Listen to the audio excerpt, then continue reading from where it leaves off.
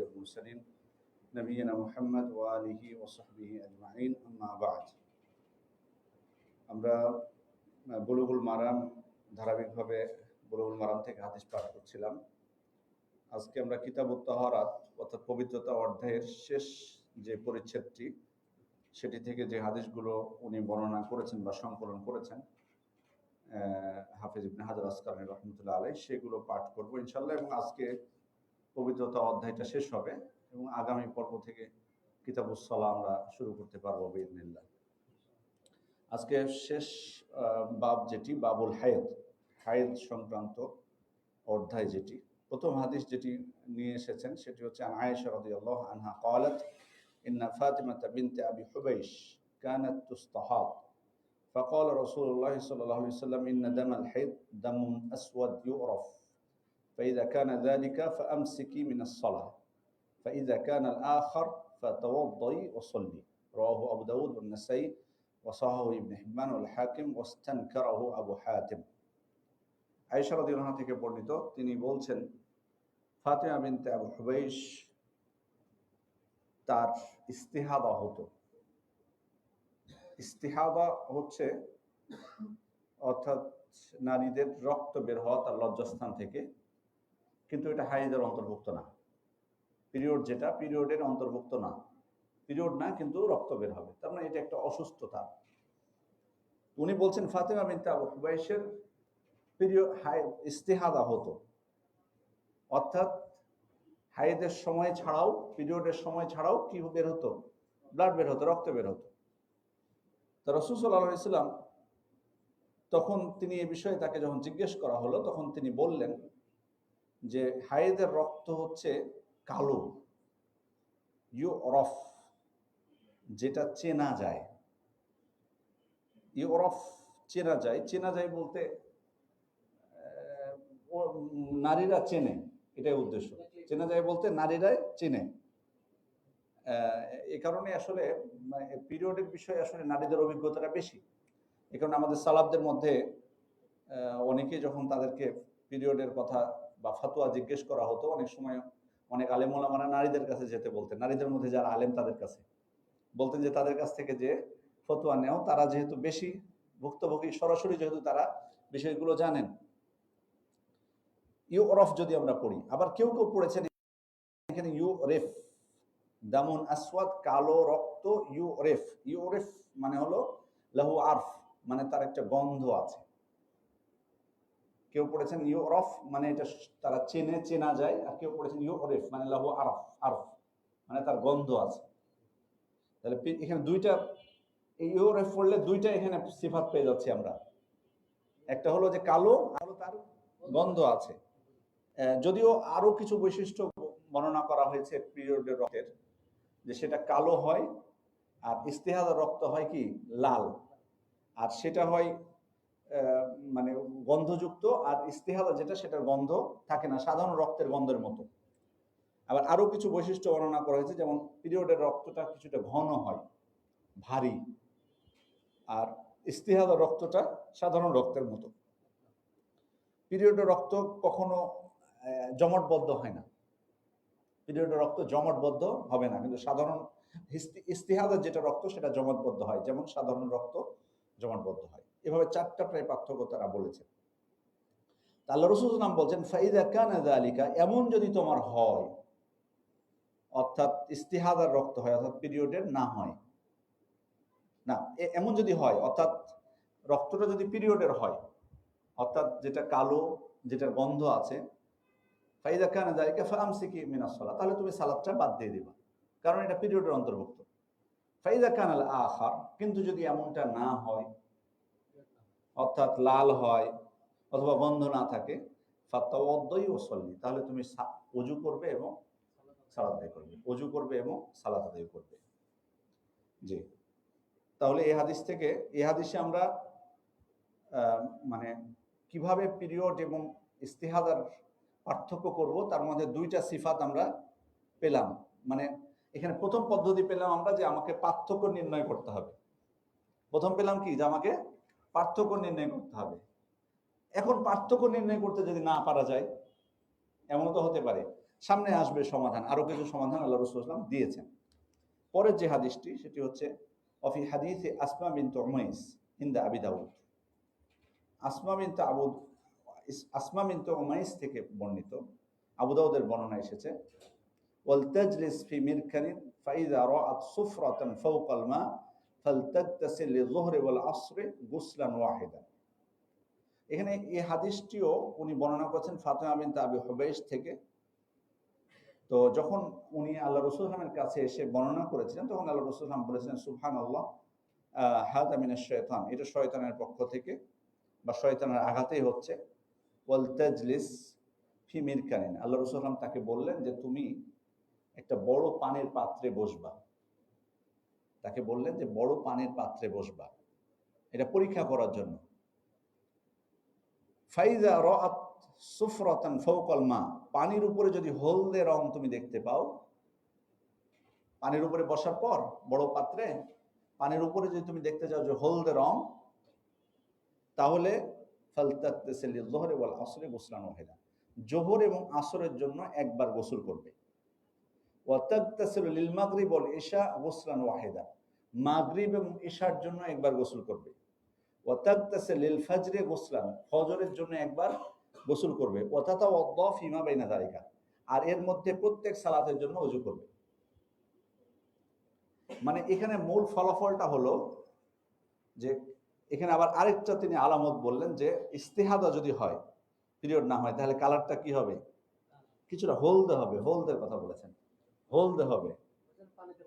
এই জন্য পানিতে বসে, পানিতে যদি উনি বসে তাহলে পানির উপরে কি ভাসবে, হলদে কালারটা দেখা যাবে। তখন এটাকে কি ভাববা তুমি, তুমি ইস্তিহাদা গণ্য করবে, অর্থাৎ হায়েজ নয়, পিরিয়ড নয়। কিন্তু এখানে আমরা একটা জিনিস পেলাম, আগের হাদিসে বললেন যে ওযু করবে এবং সালাত আদায় করবে, কিন্তু এখানে একটু বাড়তি কিছু পেলাম না, গোসলের কথা বলছেন এখানে। এটা একটা বাড়তি কি, গোসলের কথা বলছেন। তো গোসল আবার, গোসলের ক্ষেত্রে এটা আসলে গোসলটা হলো মুস্তাহাব, যদি পারে তারা। প্রথম সুযোগ হলো যে 5 ওয়াক্তের জন্য 5 বার গোসল করবে।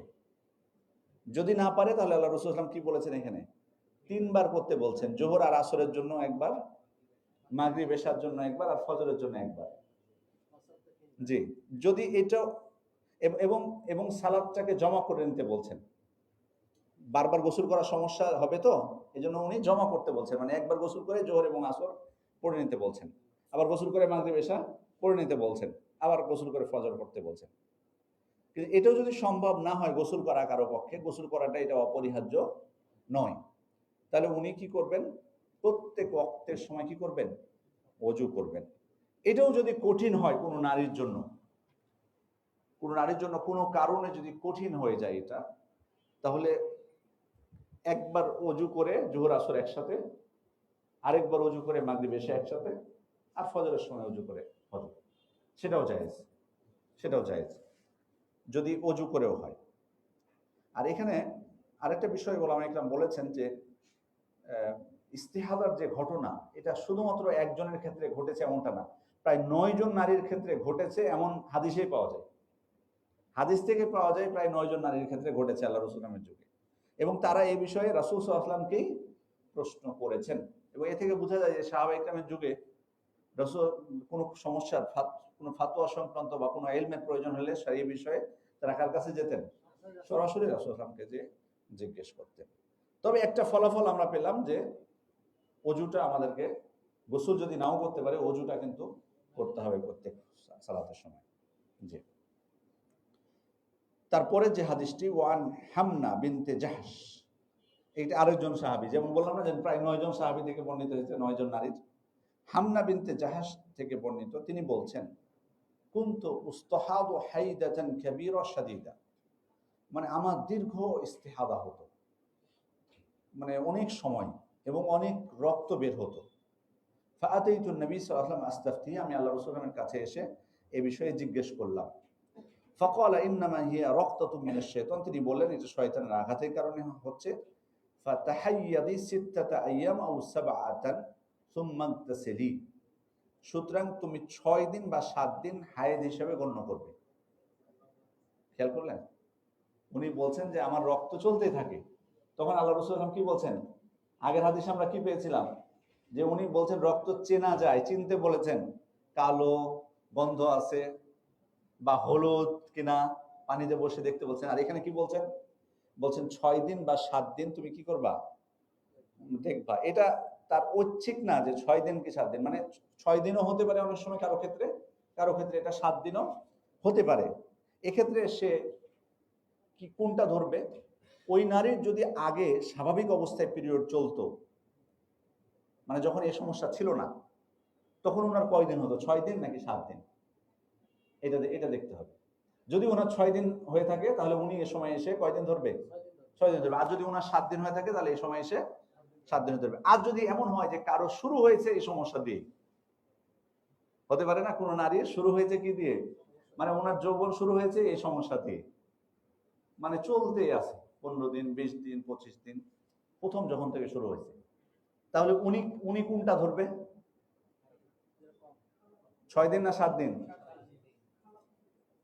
এই যে উনি উনি দেখবে ওনার ওনার মা বা বোন, খালা, কাছের যারা, তাদের কয়দিন হয় সাধারণত, ঠিক আছে, উনি ওইটা দেখবে, ওইটা ধরে উনি 6 দিন বা 7 দিন নির্ধারণ করবে। সুম্মান্তেসিলি, এরপর গোসল করে নেবে, 6 দিন বা 7 দিন ধরার পর গোসল করে নেবে। গোসল করে নেবে বলতে কিসের গোসল, এটা হাইজ থেকে পবিত্রতার গোসল করে নেবে। এখন মানে উনি পবিত্র হয়ে গেল। অর্থাৎ পবিত্র হয়ে গেলে তুমি 23 দিন বা 24 দিন কি করবা, সালাত আদায় করবা। মানে 6 দিন বা 6 দিন ধরলে কয়দিন, 24 দিন, আর 7 দিন ধরলে 23 দিন। অসুমি অসল্লি, সিয়াম পালন করবে, সালাত আদায় করবে। ফাইন্না যালিকা ইউজিউকা, এটা তোমার জন্য যথেষ্ট হবে। ওয়াকাযালিকা ফাফআলি কামা তাহিদুন নিসা, এভাবে তুমি ঋতুবতী নারীদের মতো করে প্রতি মাসে এটা করতে থাকবে। ফাইন কওয়িতি আলা আন তুআখিরি যুহরা ওয়া তুআজ্জিলিল আসর সুম্মা তাগতাসিলি হিনা তাতহুরিনা ওয়া তুসাল্লিনা যুহরা ওয়াল আসরা জামিআ। ওই আগের হাদিসে যেটা বললাম, তুমি যদি পারো তুমি জোহরকে কিছুটা পিছিয়ে দিবে, আসরটা কিছুটা এগিয়ে নিয়ে আসবে, দিয়ে কি করবে, গোসল করে 2 ওয়াক্ত একসাথে জমা করবে। এটাকে কি বলা হয়, মানে এটাকে এটা জোহর পিছিয়ে দেওয়া আর আসরটাকে এগিয়ে নিয়ে এসে পড়া, এটাকে কি জমা বলা হয়? এটাকে জমা হলো, মানে ধরুন আমি আপনাদেরকে উদাহরণ আরো প্রশ্নটা স্পষ্ট করি। জোহরের লাস্ট সময়, ধরুন জোহর শেষ হলে কিন্তু আসর শুরু, তাই না? ধরুন এখন 3টা 3:30টার দিকে প্রায় মনে হয় শুরু হচ্ছে ওয়াক্তটা, 3টা 30-এ শুরু হয়, মানে জোহর শেষ হয় আসর শুরু হয় 3টা 30-এ। তো আপনি আপনার জোহর পড়তে সময় লাগে মোটামুটি ধরে নিই 15 মিনিট, উদাহরণস্বরূপ ধরছি। তাহলে আপনি 3টা 15-তে জোহর পড়া শুরু করলেন, ঠিক আছে, দিয়ে জোহর শেষ করলেন 15 মিনিটে। 3:30টা যখন বেজে গেল তখন আপনি এবার আসর পড়লেন। তাহলে জোহরের রক্তে জোহর পড়েছেন, আসরের রক্তে আসর, এটা কি জমা? জমা না? এটা আসলে এটাকে ওলামায়ে কেরাম জামউ সুরি বলে থাকেন। জামউ সুরি নামে একটা পরিভাষা আপনারা পাবেন। জামউ সুরি, সুরি সূরা থেকে, এটা মানে বাহ্যিকভাবে দেখা যাচ্ছে যে কি জমাই হচ্ছে না, কিন্তু আসলে প্রকৃত অর্থে কিন্তু এটা জমা না, কিন্তু বাহ্যিকভাবে জমা না। আপনি যদি এভাবে পড়েন, আপনাকে দেখে আমি যদি আপনি পড়েন, আমাকে দেখে বলবো না যে আপনি একসাথে পড়লেন 2 ওয়াক্ত, কিন্তু আসলে কিন্তু আপনি জোহরের রক্তে জোহর পড়েছেন, আসরের রক্তে আসর পড়েছেন। আল্লাহ রাসূল সাল্লাল্লাহু আলাইহি ওয়াসাল্লাম কিন্তু উনি এই হাদিসে ওনাকে কিন্তু ওই জামউ সুরির প্রতি ইঙ্গিত দিয়েছেন, যেটাকে জামউ সুরি বলছি, মানে জোহরের রক্তেই জোহর পড়তে বলছেন, আসরের রক্তেই আসর পড়তে বলছেন, মানে জোহরটাকে পিছিয়ে দিয়ে আসরটাকে আগিয়ে নিয়ে এসে, মানে প্রথম আওয়াল হকতে পড়া। আবার বলছেন সুম্মা তুআখিরিন আল মাগরিব ওয়া তুআজ্জিলিন আল ইশা সুম্মা তাগতাসিলিনা ওয়া তাজমাইনা বাইনা সালাতাইন, একই বিষয়, মাগরিবেরটা পিছিয়ে এশারটা এগিয়ে একবার গোসল করে 2 ওয়াক্ত একসাথে। ওয়া তাগতাসিলিনা মা আসুব ওয়া তুসাল্লিন, ফজরের সময় গোসল করে ফজর পড়তে বলছেন। তারপর বলছেন কল ওয়া হুয়া আজাবুল আমরাইনি ইলাইয়া, দুইটার মধ্যে আমার কাছে এটাই বেশি সবথেকে পছন্দনীয়। দুইটা বলতে আগেরটা যে হায়েজ শেষে গোসল করে নেবে, আর গোসল উনি করবেন না। আর এটাতে উনি বললেন যে হায়েজ শেষ হয়ে গেল, কয়বার গোসল করতে বলছেন? 3বার গোসল করতে বলছেন। উনি বলছেন এই 3বার গোসল করাটা আমার কাছে বেশি পছন্দনীয়। যদি ওনারা পারে, আমরা বারবার বলছি যে গোসল ইস্তিহাদাগত নারীকে গোসল করতে হবে না, যদি করে মুস্তাহাব, এটা মুস্তাহাব। জি। এরপরের যে হাদিসটি সেটি হচ্ছে ওয়ান আয়েশা রাদিয়াল্লাহু। তাহলে আমরা এখানে আরেকটা প্রশ্ন করি আপনাদেরকে, তাহলে আমরা কি পেলাম? নারীদেরকে এই ইস্তিহাদার সমাধান দেব কিভাবে? প্রথমত তাদেরকে কি করতে বলবো? পার্থক্য করতে বলবো, যে আপনি আপনার পিরিয়ড এবং সাধারণের মধ্যে কোনো পার্থক্য করতে পাচ্ছেন কিনা, এবং আলামতগুলো বলে দেব। যদি পারে তাহলে উনি যতদিন পিরিয়ড হবে হবে, যতদিন ইস্তিহাদা হবে ইস্তিহাদা গণ্য করবে। আর যদি পার্থক্য করতে না পারে তাহলে ওনাকে বলবো যে আপনার পিরিয়ড সাধারণ সময়ে, মানে যখন আপনি সুস্থ ছিলেন তখন কয়দিন হতো, সে কয়দিন আপনি পিরিয়ড ধরবেন, আর বাকি দিনগুলোকে ইস্তিহাদা ধরবেন। আর যদি ওনার শুরু হয়, মানে ওনার স্বাভাবিক পিরিয়ড কখনো হয়নি, তাহলে আমরা কি ধরতে বলবো? আপনার আশপাশে যারা আছে, আপনার মা খালা বা আশপাশে যারা আত্মীয় স্বজন যারা আছে, তাদেরটা কয়দিন হয় ওইটা আপনি পিরিয়ড হিসেবে ধরবেন, বাকিটা আপনাকে ইস্তিহাদা হিসেবে গণ্য করবেন। এটা আমরা সমাধান পেলাম। যে পরে যে হাদিসটি, ওয়ান আয়েশা রাদিয়াল্লাহু আনহা আন্না উম্মা হাবিবা বিনতে জাহশ শাকাত ইলা রাসূলুল্লাহ সাল্লাল্লাহু আলাইহি ওয়াসাল্লাম আদাম। এখানে আরেকজন, কিন্তু এটা কিন্তু আরেকজন না, আগে পাইনি দুইজন নারী, এটা আরেকজন, তৃতীয় জন আরেকজন। উম্মু হাবিবা বিনতে জাহশ রাসূলুল্লাহ সাল্লাল্লাহু আলাইহি ওয়াসাল্লামের কাছে এসে উনি ওনার রক্তের বিষয়ে কি করলেন? অভিযোগ করলেন, মানে রক্ত ঠিক মতো তাহলে মানে যেতেই আছে, যেটা মধ্য কথা। তো উনি তখন রাসূলুল্লাহ সাল্লাল্লাহু আলাইহি ওয়াসাল্লাম বললেন, উমকুসি কদরা মা কানাত তাহবিসুকি হাইদাতুকি সুম্মা তাসিলি, অর্থাৎ তুমি এর পূর্বে তোমার হায়েজের জন্য যে কয়দিন বিরত রাখতা, সালাত বিরত থাকতা, সে কয়দিনকে বিরত রেখে তুমি গোসল করে নিও। ফাকানাত তাগতাসিলু কুল্লা সালাত। এরপর তিনি প্রত্যেক সালাতের সময় গোসল করতেন, এই নারী। বুঝা গেছে?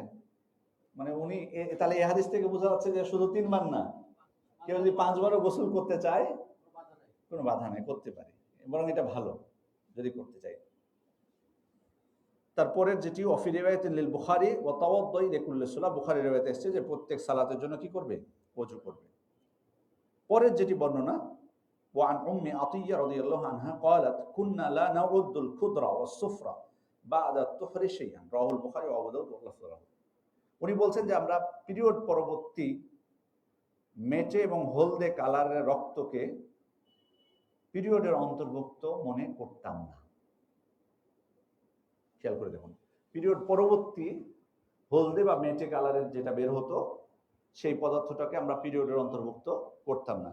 এটা আরেকটু করে স্পষ্ট করে বলি, যেটা অন্য হাদিস থেকেও স্পষ্ট হয়েছে, যে যদি পবিত্রতা অর্জন করে ফেলেন নারী, পবিত্রতা অর্জনের আয়েশা রাদিয়াল্লাহু আনহার কাছে আয়েশা রাদিয়াল্লাহু আনহার কাছে পদ্ধতি ছিল।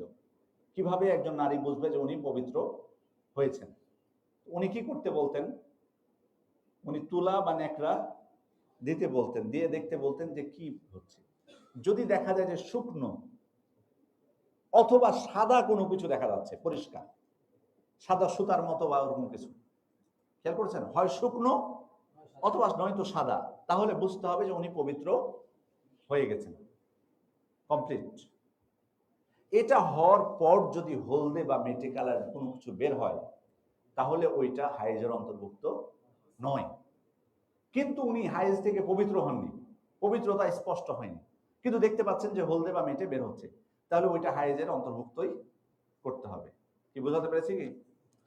মানে যদি মূল হাইজের সাথেই থাকে হলদে বা মেটেটা, তাহলে ওইটা হাইজেরই অন্তর্ভুক্ত। কিন্তু যদি পবিত্রতা প্রমাণিত হওয়ার পর বের হয়, তাহলে ওইটা কি হাইজের অন্তর্ভুক্ত নয়, বরং ওটাকে ইস্তিহাদা অন্তর্ভুক্ত করতে হবে। এটাই উনি বোঝাতে চেয়েছেন। আচ্ছা, এখানে একটা প্রশ্ন খেয়াল করে দেখুন। উনি বলছেন, উম্মু আতিয়্যা রাদিয়াল্লাহু আনহা, যে আমরা পিরিয়ড পরবর্তীর হলদে বা মেটে কালারের রক্তকে পিরিয়ডের অন্তর্ভুক্ত মনে করতাম না। এটা কি মারফু হিসেবে আমরা ধরবো নাকি মাওকুফ হিসেবে? এটা কি মারফুর হুকুমে হবে নাকি মাওকুফ? মারফুর হুকুমে। উনি বলছেন মারফু, উনি বলছেন মাওকুফ, মতনক্য হয়েছে। আমরা তো সবাই মারফু মাওকুফ বুঝি। মারফু মানে রাসূলুল্লাহ সাল্লাল্লাহু আলাইহি ওয়াসাল্লাম পর্যন্ত, যেটা মাওকুফ মানে সাহাবী পর্যন্ত। মানে ঘটনা হলো যে উম্মে আতিয়ের এই বক্তব্য, এটাকে আমরা বুঝবো যে এটা রাসূলের স্বীকৃতি ছিল, নাকি এটা ওনাদের ফাতোয়া ইজতিহাদ? সাহাবী পর্যন্ত উনি বলেছেন মারফু। কারণ উম্মে আতিয়ার এই বক্তব্য এভাবে বলাটা যে আমরা গণ্য করতাম না, তার মানে রাসূলুল্লাহ সাল্লাল্লাহু আলাইহি ওয়াসাল্লাম গণ্য করেননি, এটাই উনি বোঝাচ্ছেন। আর আপনি বোঝাতে চাচ্ছেন যে এটা সাহাবীর ইজতিহাদ। এবার বোঝা গেছে ব্যাপারটা, মতনৈক্যটা। আপনারা কি সাপোর্ট করবেন কোনটাকে, এটাকে না এনাকে না ওনাকে? হ্যাঁ, সাহাবাইদেরকে। আপনার পাশে উনি কাছাকাছি আছেন, একসাথে আছেন, তারপরে মতনৈক্য মানে আপনার বিপরীত কথা বলছে।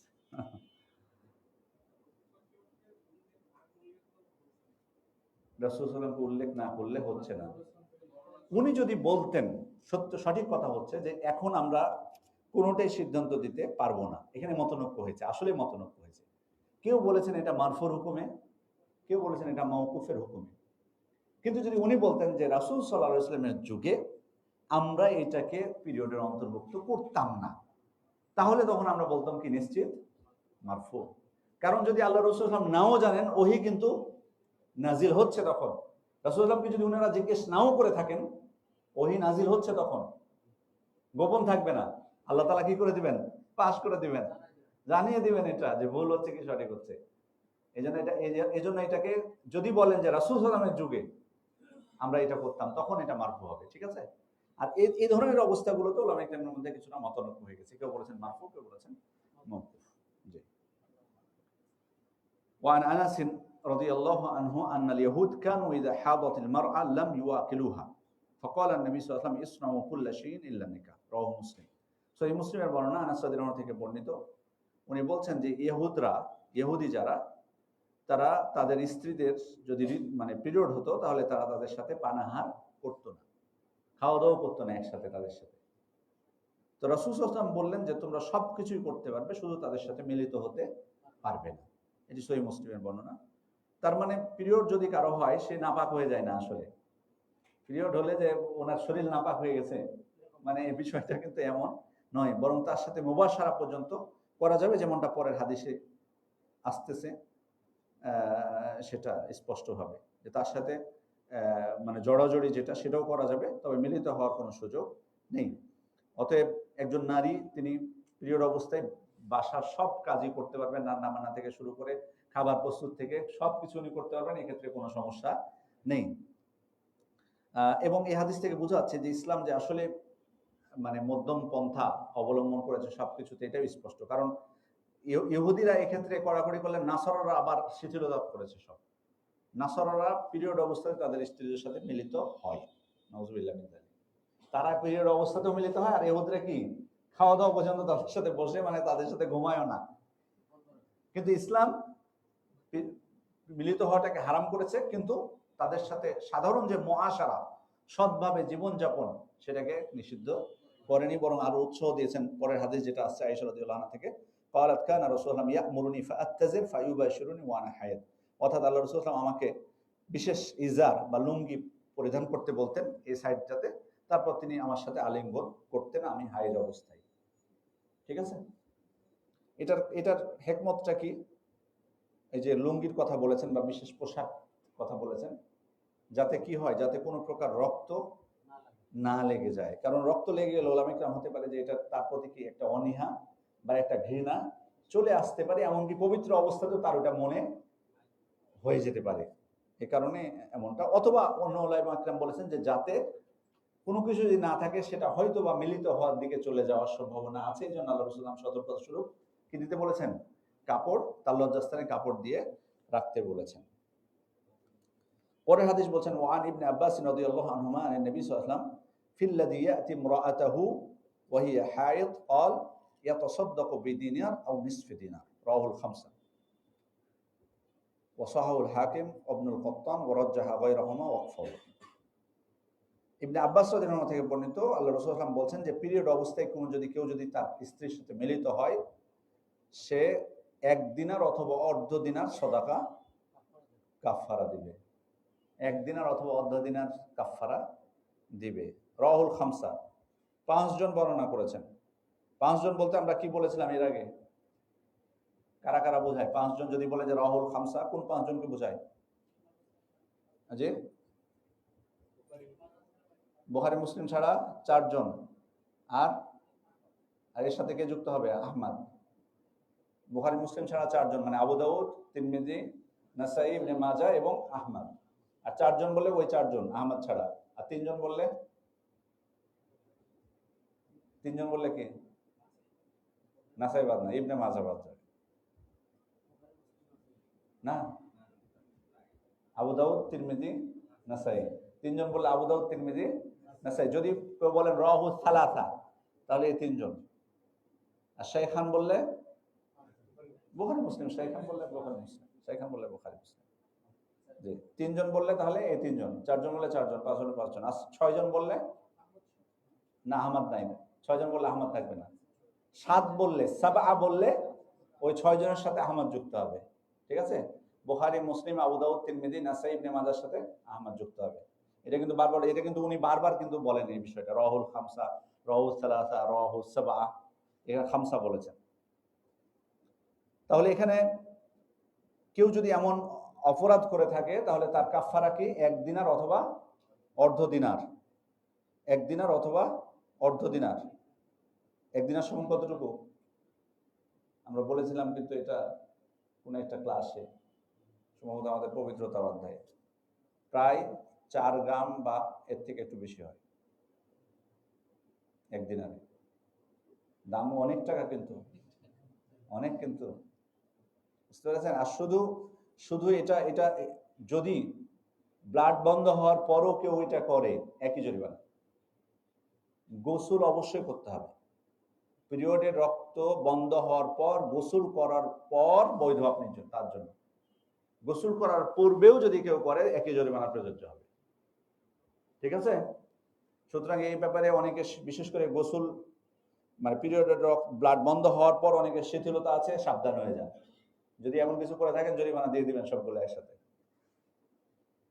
ওয়ান আবি সাঈদ রাদিয়াল্লাহু আনহু قال قال رسول الله صلى الله عليه وسلم أليس إذا حاضت لم تصلي ولم تصم متفق عليه في حديث طويل। একটা লম্বা হাদিস এখানে উল্লেখ করেছেন। তো সেই হাদিসে একটা অংশ হচ্ছে যে যখন তাদের পিরিয়ড হয় তারা কি সিয়াম পরিত্যাগ করে না, সালাত পরিত্যাগ করে না, বা সালাত থেকে বিরত থাকে না, সিয়াম থেকে বিরত থাকে না? থাকে তো নাকি? এটা কোন হাদিসের জবাব? এটা আল্লাহ রাসূল সাল্লাল্লাহু আলাইহি ওয়াসাল্লাম কেন এই প্রশ্ন করেছিলেন? কি প্রসঙ্গে এটা? কি প্রসঙ্গে এটা এসছে? কখন এটা বলেছিলেন যে নারীদের যদি পিরিয়ড হয় তারা কি সালাত থেকে বিরত থাকে না, সিয়াম থেকে বিরত থাকে না? হ্যাঁ, বুদ্ধির কমতি, মানে বুদ্ধির কমতিটা কি না, এটা কি দিনের কমতি? নফসুন ফি দীনিহা, এটা বোঝাতে যে দিনের কমতির কথা বোঝাতে যে তিনি বলেছিলেন কি, যে তারা পিরিয়ডের সময় সিয়াম পালন করে না আর সালাত আদায় করে না, এটা উনি বোঝাতে চেয়েছিলেন। আচ্ছা, মানে কেউ যদি মানে কোনো দিনের বিধিবিধান, কোনো ওয়াজিব বিধিবিধান মানে ত্যাগ করে, ক্ষেত্রে সে মাযুর হয়, তাকে কি নিন্দা করা যাবে?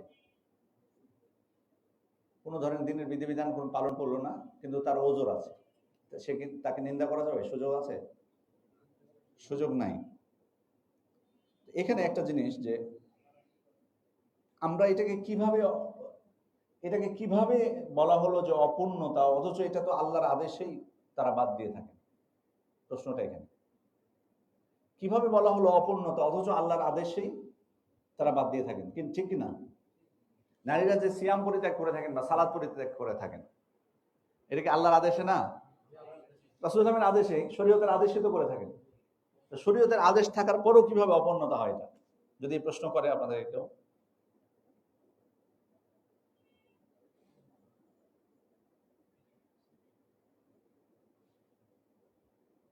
আমরা বলবো যে হতে পারে, অস্বাভাবিক না, এটা তাকদীর অনুযায়ী হতে পারে, এটা হতে পারে, অস্বাভাবিক কোনো কিছু না, আল্লাহর আদেশে হতে পারে, আল্লাহ নির্ধারিত তাকদীর অনুযায়ী হতে পারে এটা, যদিও তার ওজন নেই, কমতির বিষয়টা। যেমন উদাহরণস্বরূপ যদি বলি, ধরুন উদাহরণস্বরূপ, ওই ঘটনাটা তো আপনাদের জানা আছে যে দরিদ্ররা অভিযোগ করলেন আল্লাহ রাসূলের কাছে এসে, কি যে যাহাব আহলুদ দুসুর বিল উজুর, মানে বড় সব টাকা পয়সারা সব নিয়ে চলে গেল। আমরাও সালাত আদায় করি, ওরাও সালাত আদায় করছে, আমরা সিয়াম পালন করি, ওরাও করতেছে, কিন্তু ওরা এক্সট্রা কি করছে? দান খয়রাত করতেছে, আমরা করতে পারছি না। তখন আল্লাহ রাসূল সাল্লাল্লাহু আলাইহি ওয়াসাল্লাম কি বলেছিলেন, কি আমল করতে বলেছিলেন? তাসবিহ পাঠ করতে বলে না, সুবহানাল্লাহ এই যে 33 বার, 34 বার, 33 বার সুবহানাল্লাহ, 33 বার আলহামদুলিল্লাহ, 33 বার আল্লাহু আকবার, এই আমল করতে। এই আমল যখন তারা শুরু করলেন, তখন কি এটা গোপন ছিল যে দরিদ্রদের শুধু দরিদ্ররাই করবে? এবার টাকাওয়ালারা জানতে পারলেন না, ওনারা ছেড়ে দেবেন? সাহাবায়ে কিরাম তো এমন ছিলেন না। আমাদের যুগে হলে হয়তো আমরা ছেড়ে দিতাম যে যা, তোদের গরিবী আমল এটা, আমরা তো দান করি না। আমাদের মানসিকতা কিন্তু অনেকটা অন্য, এরকম অনেকটা, মানে আমাদের প্রতিযোগিতা নাই ভালো কাজে। তাদের মধ্যে এত প্রতিযোগিতা ছিল, মানে সাহাবায়ে কিরামের মধ্যে দিনের কাজের প্রতিযোগিতা অনেক ছিল। দেখেন আবু বকর রাদিয়াল্লাহু আনহু দান, আবু বকর রাদিয়াল্লাহু আনহুকে ফেল করাবেন বলে উনি কি অর্ধেক সম্পদ নিয়ে চলে যাচ্ছে। এই যে প্রতিযোগিতাটা ছিল তাদের মধ্যে, তো ওনারা যখন দেখেছেন তখন কি ছেড়ে দিবেন? ওই জন্য কি করেছেন, ওনারাও দান শুরু করে দিয়েছেন। তখন দরিদ্ররা আবার অভিযোগ করলেন আল্লাহ রাসূলকে, যে আল্লাহ রাসূল কোন পার্থক্য আর থাকলো না, ওরা তো বেশি থেকে গেল। তখন কি বলেছেন আল্লাহ রাসূল, যালিকা ফাদলুল্লাহি ইউতিহি মান ইয়াশা, এটা আল্লাহর অনুগ্রহ, আল্লাহ যাকে ইচ্ছা সেটা দান করেন। সুতরাং এটা হওয়াটা এটা অসুবিধা। আল্লাহ যদি তাকদীরে নির্ধারণ করে দেন কারোর জন্য অপূর্ণতা বা কমতি, এটা হওয়াটা অস্বাভাবিক কোনো কিছু না, এটাই মেনে নিতে হবে। যেমন ভাবে আল্লাহ তাআলা দুনিয়াতে কোনো একজন মানুষের উপর আরেকজন মানুষকে বিভিন্নভাবে প্রাধান্য দিয়েছেন। ইলমের দিক থেকে প্রাধান্য দেন না কারোর উপর কাউকে, ইবাদতের দিক থেকে হোক, নবুয়তের দিক থেকে যেমন কাউকে প্রাধান্য দিয়েছেন মানুষের মধ্যে, রাসূল বানিয়েছেন কাউকে নবী, আবার রাসূলের মধ্যে সবাইকে এক মাপের, তাদের মধ্যে কাউকে মর্যাদা বেশি দিয়েছেন। সুতরাং এটা হওয়াটা অস্বাভাবিক কোনো কিছু নয়। পরের যে হাদিসটি সেটি হচ্ছে ওয়ান আয়েশা রাদিয়াল্লাহু আনহা ক্বালাত লাম্মা জি'না সারিফ হিত্তু, উনি বলছেন আমি হজের জন্য যখন, মানে এটা বিদায় হজের ঘটনা, বের হলাম, তো সারিফ যখন পৌঁছলাম তখন আমার পিরিয়ড শুরু হয়ে গেল। আয়েশা রাদিয়াল্লাহু আনহা বলছেন, সারিফটা হলো মক্কা থেকে প্রায় 18 কিলো দূরে। এটা কেউ কেউ বলছেন, আবার কেউ বলছেন প্রায় 12 কিলো দূরে বলেছেন সারিফ জায়গাটা। কেউ বলছেন 18 কিলো দূরে মক্কার মসজিদে হারাম থেকে, আবার কেউ বলছেন 12 কিলো দূরে। শেখ উসাইমিন, মোহাম্মদ ইবনে সালেহ উসাইমিন রাহমাহুল্লাহ 18 বলেছেন। অন্য আমি অনেকগুলো দেখলাম, ওনারা কেউ কেউ 12 বলেছেন, আল্লাহু আলাম। যাই হোক, সারিফ নামক জায়গাতে হয়েছিল এটা। তো রাসূল সাল্লাল্লাহু আলাইহি ওয়াসাল্লাম তাকে বলেছিলেন, ইফ আলী মা ইফআলুল হাজ, তুমি একজন হাজি যা কিছু করেন হজের সময় সব কাজই তুমি করতে পারবা, গায়রা আন লা তাতুফি বিল বাইতি হাত্তা তাতুফি, তবে কাবা তওয়াফ করতে পারবা না। এটি বুখারী মুসলিমে বর্ণিত হয়েছে, লম্বা হাদিস, হজের যে হাদিস সেখানে লম্বা বর্ণিত হয়েছে। তাহলে পিরিয়ড অবস্থায় হজের ক্ষেত্রে নিষেধ কি? তওয়াফটা শুধুমাত্র, বাকি কাজগুলো হাজী সাহেব করতে কোনো বাধা নেই। ইহরাম বাদ দিয়ে কোনো সমস্যা নেই। ধরেন এখন যারা হজের উদ্দেশ্যে যাচ্ছে, কোনো বোনের হয়তো পিরিয়ড হয়ে গেল এখানে, উনি ইহরাম বাদ দিয়ে কোনো সমস্যা নেই, মক্কায় পৌঁছে উনি অপেক্ষা করবে, পবিত্র যখন হয়ে যাবে তখন কি করবে, যে উমরা করে নেবে। এই কয়েকটা দিন উনি ইহরাম অবস্থায় থাকবেন, এই কয়েকটা দিন উনি ইহরাম অবস্থায় থাকবেন, যখন যে পবিত্র হবে তখন করে নেবে। এখন কিছু সমস্যা হতে পারে, সমস্যা বলতে ধরুন এখন ধরেন হজে গেছে, এখন কোনো অসুবিধা নাই, উনি পবিত্র, তো ওনার ফ্লাইট হচ্ছে জিলহজ মাসের, ধরে নিলাম আমরা 14 তারিখ, ওখান থেকে বাংলাদেশে ফিরতি ফ্লাইট, ঠিক আছে, ফিরতি ফ্লাইট জিলহজ মাসের কত তারিখ? 14 তারিখ। ওনার পিরিয়ড হয়ে গেল ধরেন 9 তারিখে, তাহলে উনি আরাফায় তখন আছে, আরাফায় থাকতে কোনো অসুবিধা নেই। 10 তারিখে পাথর মারতে ওনার কোনো সমস্যা নেই, মুজদালিফায় থাকতে কোনো সমস্যা নেই, কুরবানি করতে কোনো ঝামেলা নেই। সমস্যাটা কোথায়? হজের তওয়াফ, হজের তওয়াফ আছে ওনার, বিদায়ী তওয়াফ আছে। এখন উনি কি করবেন? সমস্যা তো এখানে, হজের তওয়াফটা উনি কিভাবে করবেন তাহলে? কারণ ওনাকে দেশে ফ্লাইট ওনার, এখন যেটা করতে হবে ওনাকে ফ্লাইটটা পিছাতে পারবেন কিনা, যদি পিছানোর কোনো সুযোগ থাকে ওনার হোটেলের কোনো অসুবিধা না হয়, কারণ এখন এগুলো জটিল বিষয়। আগে তো এগুলো সহজ ছিল, যতদিন ইচ্ছা থেকে যাবে, হোটেলে ঝামেলা ছিল না, মসজিদে হারামে ঘুমানো যেত, কোনো অসুবিধা না। আর এখন আপনি ঘুমাই দেখেন 1 ঘন্টা ঘুমাতে পারেন কিনা, মসজিদে হারামে 1 ঘন্টা ঘুমাতে পারেন কিনা দেখেন। ইতিকাফ করার, ইতিকাফ করতে হলে অনুমতি নেই, ইতিকাফ করতে হয়, এত সহজ না। তাহলে তাহলে ওখানে ইচ্ছা করলে আমি হোটেলের মেয়াদও বাড়াতে পারবো না, বিমানের ফ্লাইটও আমাকে হয়তো চেঞ্জ করতে পারবো না। যদি পারি করে নিতে হবে, যদি না পারি তাহলে এখানে কি করতে হবে? দম না। এখানে কেউ কোনো ওলামা ইকরাম বলেছেন যে বাড়িতে যদি ফিরে চলে আসতে পারে, আবার যেতে পারে, তাহলে যাবে। কিন্তু এটা কি সহজ? বাংলাদেশে এসে আবার যাওয়া বাংলাদেশের ক্ষেত্রে চলবে না, ওখানে যারা আছে তাদের ক্ষেত্রে চলবে, ওইটা আশপাশে যারা এসছে। সেক্ষেত্রে ওলামা ইকরাম বলেছেন যে উনি তওয়াফটা ওই অবস্থায় করে নিতে পারে, তওয়াফটা ওই অবস্থায় করে নিতে পারবে ইনশাল্লাহ। যদি এই জটিলতার মধ্যে কেউ পড়ে যায়, আশা করা যায় অসুবিধা, ইনশাল্লাহ উনি ওই অবস্থায় তওয়াফটা করে নেবে, সাবধান সতর্কতার সাথে তওয়াফটা, যেহেতু তার অন্য কোনো উপায় নেই। এখানে আরেকটা মাসালা চলে আসে যে উনি পিরিয়ডটাকে বন্ধ করতে পারবে কিনা, এটা একটা মাসালা। 9 তারিখে পিরিয়ড হবে, তখন উনি আগে থেকেই সতর্কতা স্বরূপ ওষুধ খেয়ে বন্ধ করতে পারবে কিনা। এটা কোনো ওলামা ইকরাম, শেখ বিন বাজ রহমতুল্লাহ জায়েজ বলেছেন, আবার অনেক ওলামা ইকরাম এটা পিরিয়ড কোনো অবস্থাতেই বন্ধ করার পক্ষে তারা নন। শেখ মোহাম্মদ ইবনে সালেহ আল উসাইমিন রাহিমাহুল্লাহ উনি এই মতের পক্ষে। উনি বলেছেন যে এটা নারীরা ক্ষতিগ্রস্ত হয়, শারীরিকভাবে ক্ষতির সম্মুখীন হয়, এবং এটা প্রমাণিত বিষয়।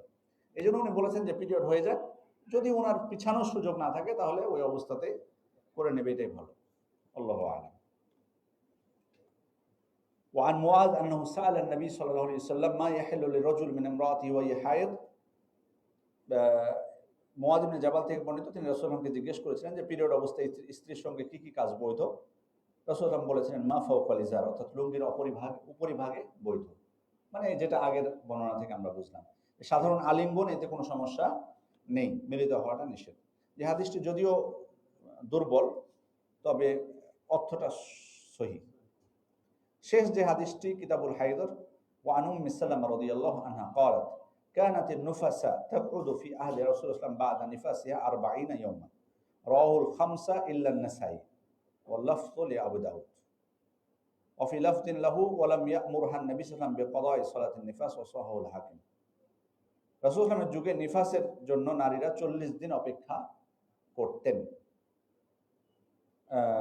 অন্য বর্ণনা এসেছে রাসূলুল্লাহ তাদেরকে নিফাসজনিত কারণে পরিত্যক্ত সালাত কাজা আদায়ের নির্দেশ দিতেন না। অর্থাৎ পিরিয়ড অবস্থায় যেভাবে সালাত পরিত্যাগ করতে হয়, নিফাস অবস্থায়ও সালাত কি করতে হবে? পরিত্যাগ করতে হবে। নিফাস অবস্থায়ও সালাত পরিত্যাগ করতে হবে। এখানে কি বলবেন? কানাতিন নুফাসা তাকউদু ফি আহদি রাসূলুল্লাহ, রাসূলুল্লাহের যুগে নিফাসের জন্য মেয়েরা 40 দিন, ফি আহদি রাসূলুল্লাহ বা'দা নিফাসি 40, 40 দিন অপেক্ষা করতেন রাসূলুল্লাহের যুগে। এটা মারফু না মাওকুফ হবে? এটা কি? এটা মারফু। এটা মারফু, যেহেতু স্পষ্ট হয়ে বলে দিয়েছেন রাসূলুল্লাহের যুগে, বিধায় এটা মারফুর হুকুমে। তাহলে কয়দিন নিফাসের সময়? 40 হলে এটা কিন্তু সর্বোচ্চ। জি, 40 পার হয়ে গেলে অগ্রাধিকারযোগ্য মত হচ্ছে যে সেটাকে ইস্তিহাদা হিসেবে আপনাকে গণ্য করতে হবে। ঠিক আছে? পিরিয়ডের ক্ষেত্রে যেমন পিরিয়ডের তার নির্ধারিত সময় পার হয়ে গেলে ইস্তিহাদা গণনা করছে, তেমন এখানে 40 দিনের পরেও যদি ব্লাড থাকে তাহলে ওটাকে কি গণ্য করতে হবে? ইস্তিহাদা হিসেবে গণ্য করতে হবে। আর যদি 40 দিনের আগে পবিত্র হয়ে যায়, ধরুন 20 দিন বা 25 দিন যাওয়ার পর পবিত্র, তাহলে ওনাকে কি করতে হবে? সালাত আদায় করতে হবে, সিয়াম পালন করতে হবে। সালাত এবং সিয়াম তার উপর কি ফরজ হয়ে গেল। যদিও সিয়ামটা ওনার ছাড় আছে, ওনার কি আছে? সিয়ামটা ছাড় আছে। সিয়াম কারণ বাচ্চা আছে না, বাচ্চার জন্য, যেহেতু বাচ্চাকে দুধ পান করাতে যে যদি উনি মানে বাচ্চা দুধ না পায় তাহলে তার ছাড় আছে, ওইটা আলাদা জিনিস। কিন্তু উনার উপরে তখন ফরজ হয়ে যাবে কি? সালাত এবং সিয়াম। তাহলে আমরা আবার বলবো যে 40 দিনের আগে যদি পবিত্র হয়ে যায় তাহলে কি করতে হবে? সালাত সিয়াম পালন করতে হবে। আর 40 দিন যদি পার হয়ে যায় সেটাকে ইস্তিহাদা গণ্য করতে হবে, মানে সালাত সিয়াম তাকে পালন করতে হবে এবং তার স্বামীর জন্য তিনি বৈধ হয়ে যাবেন। 40 দিন পার হলে তিনি তার স্বামীর জন্য বৈধ হয়ে যাবেন। এই হলো কিতাবুল হাইজ থেকে, কিতাবুল হাইজে বর্ণিত কিছু হাদিস। আপনাদের মৌখিক প্রশ্ন নিতে পারি, তবে ক্লাসের মধ্যে থেকে যদি হয়। টাকার পরিমাণটা তো হিসাব করা হয়নি, আমি তো ভুলে গেছি ওটা দেখতে। সম্ভবত 4 গ্রাম এক দিনার সময়। স্বর্ণ, দিনার মানে স্বর্ণ, দিনার মানে স্বর্ণ, দিরহাম মানে রৌপ্য। নেট থাকলে দেখা যেত নেটটা কত আমরা বলেছিলাম না এটা ক্লাসে, প্রায় আমরা হিসাব করেছিলাম প্রায় 60,000 টাকা আসে। এখন তো বেশি, এখন তো বেশি। ওটা আমরা হিসাব করেছিলাম তখন ওটা স্বর্ণের দাম কম ছিল, এখন কত? এখন এখন দাম বাড়তি। ওটা আমরা যেটা হিসাব করেছিলাম একবার ক্লাসে, তখন দাম কম ছিল। জি 4.4525 এক দিনারে 4.25। আপনি এখন এটা হিসাব করতে পারেন।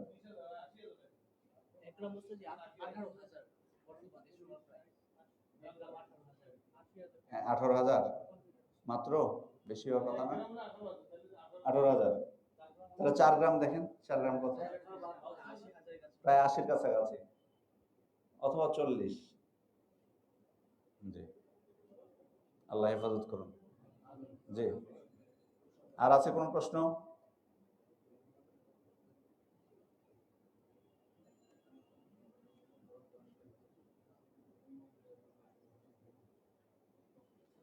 শেষ করে দেবো আমরা।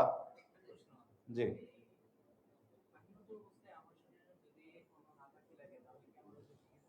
এটা কিন্তু ক্লাসের বাইরের প্রশ্ন, এটা ক্লাসের বাইরের প্রশ্ন। উত্তর দিব, শুধু ওইটাই দিব যদি আপনারা অনুমতি দেন, আর না হলে আমরা লিখিত প্রশ্ন নিব। লিখিত প্রশ্ন কিন্তু নিব, এখন লিখিত দিতে পারেন আপনারা প্রশ্ন, এটা দিয়ে দেব। আচ্ছা, যেহেতু পবিত্রতার সম্পর্কিত তাই দিয়ে দিচ্ছি এটাই শুধু, কিন্তু আপনারা যদি ক্লাসের বাইরে প্রশ্ন করতে চান আমাকে প্রশ্ন লিখিতভাবে দিতে পারেন। উনি বলেছেন যে অজু অবস্থায় নাপাকি লেগে যায় তাহলে কি অজু ভেঙে যাবে কিনা। যেমন ধরুন আপনি অজু করে আসলেন, অজু করার পর আপনার বাচ্চা প্রসাব আপনার গায়ে লেগে গেল, তাহলে এখন আবার আপনাকে অজু করতে হবে কিনা, কি আপনারা জবাব দেন? আমরা এর আগে একাধিকবার বলেছি অজু ভাঙবে না, এই অজু ভঙ্গের কোনো কারণ না, বরং ওই জায়গাটাকে ধুয়ে ফেলে দিতে হবে, এটা তো অজু ভাঙবে না। নাপাকি লেগে গেলে ধুয়ে ফেলতে হবে। দলিল কি? কোন দলিল মনে আছে রাসূল সাল্লাল্লাহু আলাইহি ওয়াসাল্লাম থেকে যে শরীরে বা কাপড়ে বা জুতায় কোন, জুতার কথা বললে আপনাদের দলিল মনে হয়ে যাওয়ার কথা, জুতার কথা যেহেতু বললাম সেহেতু দলিল এতক্ষণে মনে হয়ে যাওয়া উচিত। আল্লাহ রাসূল শুধু জুতা খুলে ফেলে দিয়েছিলেন, কিন্তু উনি কিন্তু দৌড় দিয়ে উজু করতে যাননি। ওনার তো জুতায় লেগেছিল নাপাকি, তাহলে লাগলে তাহলে বোঝা যাচ্ছে কি অজু ভাঙবে না। ঠিক আছে, অজু ভাঙবে না। শরীরে কোনো, আপনি যদি নাড়েনও হাত দিয়ে তবুও ভাঙবে না, সাধারণ নাপাকি নাড়লেও অজু ভাঙবে না।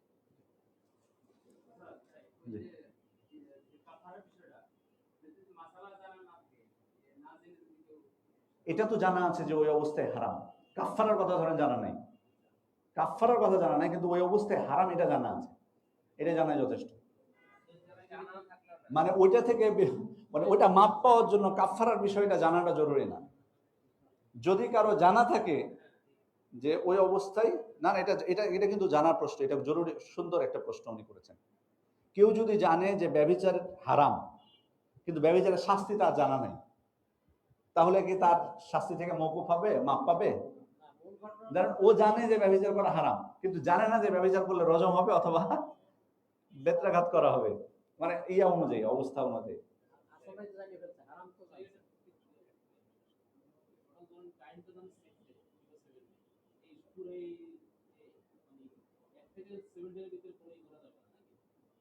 না না, পুরো অবস্থাতে পিরিয়ড অবস্থা পুরো যতদিন, এবং অজু যতক্ষণ না গোসল করবেন উনি, উনার যখন ব্লাডটা বন্ধ হয়ে গেল তখন উনি কিন্তু জানাবাতের হুকুমে চলে গেলেন।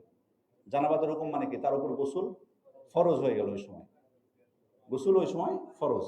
এবার উনি যখন গোসল করবেন তখন তিনি আপনার জন্য সম্পূর্ণ হালাল হবেন। কিন্তু ইস্তেহাদা অবস্থায় জায়েজ। ইস্তেহা অবস্থায় যদি ওনার কোনো প্রবলেম না হয়, সম্মতি থাকে দুইজনের, কোনো অসুবিধা না হয়, তাহলে জায়েজ।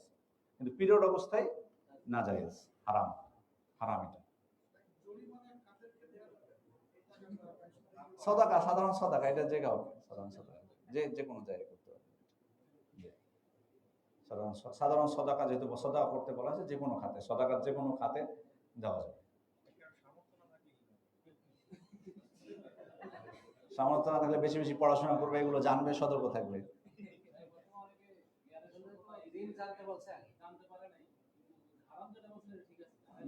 দিতে হবে, তাকে দিতে হবে।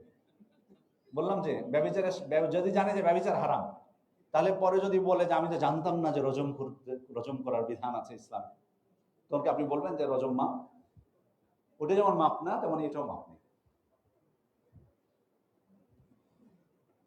ঠিক আছে, তাহলে শেষ করে দিচ্ছি আমরা। সুবহানাকাল্লাহ। জি জি জি অর্থনৈতিক অবস্থা যদি খারাপ হয়, যতদিন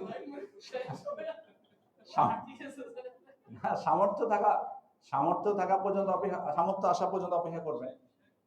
চুরি করে তো আর দিতে বলা হয়নি। জি না, এটা সিএমের কোনো বিধান নেই, এটা তো কোনো নেই, সব ক্ষেত্রে নেই। সিএমের বিধান আছে কিছু ক্ষেত্রে, কিছু কাফারায় সিএম আছে, এখানে সিএমের কথাটা বর্ণিত হয়নি। জি জি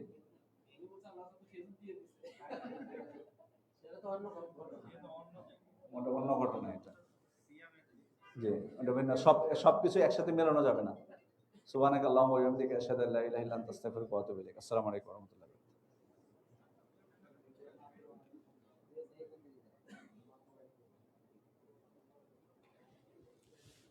لا